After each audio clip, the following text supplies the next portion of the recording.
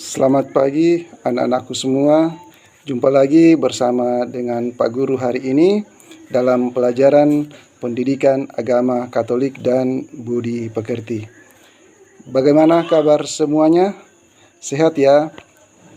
Hari ini kita akan belajar pada bab 2 bagian B. Materi kita yaitu 10 perintah Allah sebagai pedoman hidup. Anak-anak, sebelum kita memulai pelajaran hari ini, mari kita berdoa terlebih dahulu. Kita berdoa dalam nama Bapa dan Putra dan Roh Kudus. Amin. Ya Yesus yang penuh kasih, pada hari ini kami hendak belajar mengenai 10 perintah Allah. Ajarlah kami mengenal perintah-perintah-Mu, agar kami mematuhinya bukan karena takut, melainkan sebagai bukti bahwa kami mengasihi Tuhan yang selamanya mengasihi dan menyelamatkan kami, karena Engkaulah Tuhan kami, kini dan sepanjang masa. Amin. Dalam nama Bapa dan Putra dan Roh Kudus. Amin.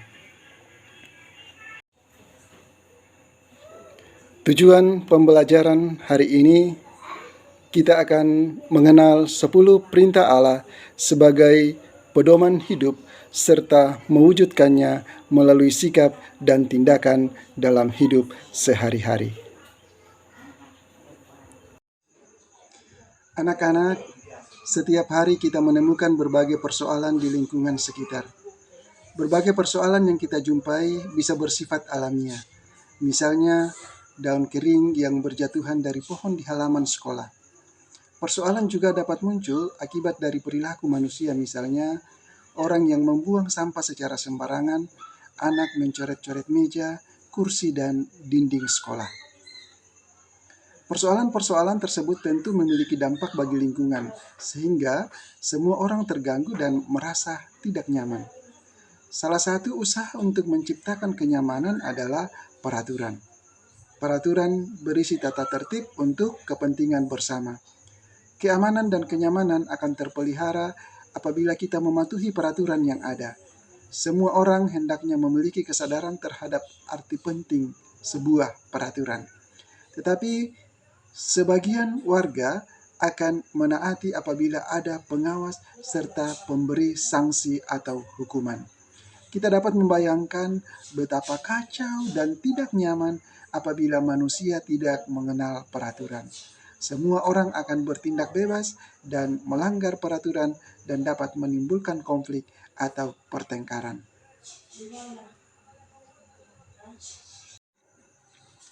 Anak-anak, untuk mendalami materi kita hari ini, kita akan membaca kitab Keluaran pasal 20 ayat 1 sampai 17. Lalu Allah mengucapkan segala firman ini. Akulah Tuhan Allahmu yang membawa engkau keluar dari tanah Mesir, dari tempat perbudakan. Jangan ada padamu Allah lain di hadapanku. Jangan membuat bagimu patung yang menyerupai apapun yang ada di langit di atas, atau yang ada di bumi di bawah, atau yang ada di dalam air di bawah bumi. Jangan sujud menyembah kepadanya atau beribadah kepadanya, sebab aku Tuhan Allahmu adalah Allah yang cemburu, yang membalaskan kesalahan bapa kepada anak-anaknya, kepada keturunan yang ketiga dan keempat dari orang-orang yang membenci aku. Tetapi aku menunjukkan kasih setia kepada beribu-ribu orang, yaitu mereka yang mengasihi aku dan yang berpegang pada perintah-perintahku.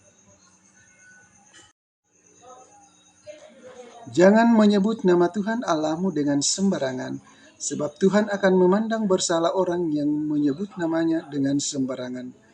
Ingatlah dan kuduskanlah hari Sabat. 6 hari lamanya engkau akan bekerja dan melakukan segala pekerjaanmu. Tetapi hari ke-7 adalah hari Sabat Tuhan Allahmu. Maka jangan melakukan sesuatu pekerjaan, engkau atau anakmu laki-laki atau anakmu perempuan, atau hambamu laki-laki atau hambamu perempuan, atau hewanmu, atau orang asing yang di tempat kediamanmu. Sebab 6 hari lamanya Tuhan menjadikan langit dan bumi, laut dan segala isinya. Dan ia berhenti pada hari ketujuh. Itulah sebabnya Tuhan memberkati hari Sabat dan menguduskannya.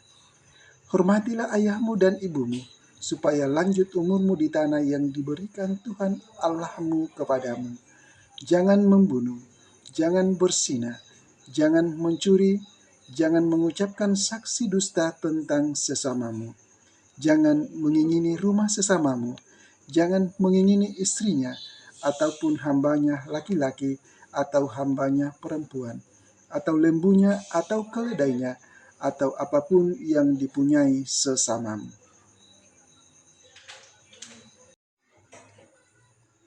Anak-anak, setiap masyarakat memiliki peraturan dan tata tertib.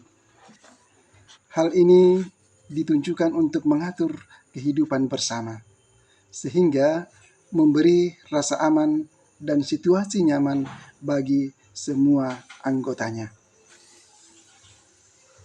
Dalam perjalanan dari Mesir menuju Kanaan, umat Israel mengalami berbagai godaan, bahkan sempat menyimpang tidak setia kepada Allah. Tuhan memanggil Nabi Musa dan menyuruhnya naik ke Gunung Sinai untuk menerima 10 perintah Allah yang tertulis pada 2 loh batu. Rumusan 10 perintah Allah mengatur hubungan antara manusia dengan Allah dan manusia dengan sesamanya. Perintah Allah yang pertama, kedua, dan ketiga mengatur hubungan antara manusia dengan Allah, sedangkan perintah keempat sampai ke-10 mengatur hubungan antara manusia dengan sesamanya. 10 perintah Allah disampaikan kepada umat Israel bukan untuk membebani atau membuat mereka tidak bebas. Sebagaimana pada Keluaran pasal 20 ayat 2, Tuhan menegaskan bahwa Allah Israel adalah Allah pembebas, yang memberi peraturan sebagai bukti bahwa Allah mencintai umatnya. Sebagai umat beriman, kita pun melaksanakan 10 perintah Allah bukan sebagai beban, tetapi sebagai bentuk ketaatan cinta kepada Allah yang selalu mencintai kita. Anak-anak, dalam tradisi gereja Katolik, rumusan 10 perintah Allah mengalami perubahan urutan serta rumusannya. Firman Allah yang pertama dan kedua digabung menjadi perintah yang pertama. Sedangkan perintah ke-10 dijadikan 2 perintah, sehingga urutannya dapat dilihat sebagai berikut. Akulah Tuhan Allahmu. Pertama, jangan menyembah berhala, berbaktilah kepadaku saja, dan cintailah aku lebih dari segala sesuatu. Yang kedua, jangan menyebut nama Tuhan Allahmu dengan tidak hormat. Yang ketiga, kuduskanlah hari Tuhan. 4. Hormatilah ibu bapamu. 5. Jangan membunuh. 6. Jangan berzina. 7. Jangan mencuri. 8. Jangan bersaksi dusta tentang sesamamu. 9. Jangan mengingini istri sesamamu. 10. Jangan mengingini milik sesamamu secara tidak adil. Anak-anak, hari ini ada tugas yang akan dikerjakan, terdiri dari 5 nomor. Tugas yang pertama, mengapa Tuhan menyatakan terlebih dahulu, Akulah Tuhan Allahmu yang membawa engkau keluar dari tanah Mesir, dari tempat perbudakan, sebelum menyampaikan 10 perintahnya. Yang kedua, apa yang telah dilakukan Tuhan menurut ayat 2 tersebut. Yang ketiga, temukan firman atau perintah Allah yang mengatur hubungan manusia dengan Allah. Yang keempat, temukan firman atau perintah Allah yang mengatur hubungan manusia dengan sesama manusia.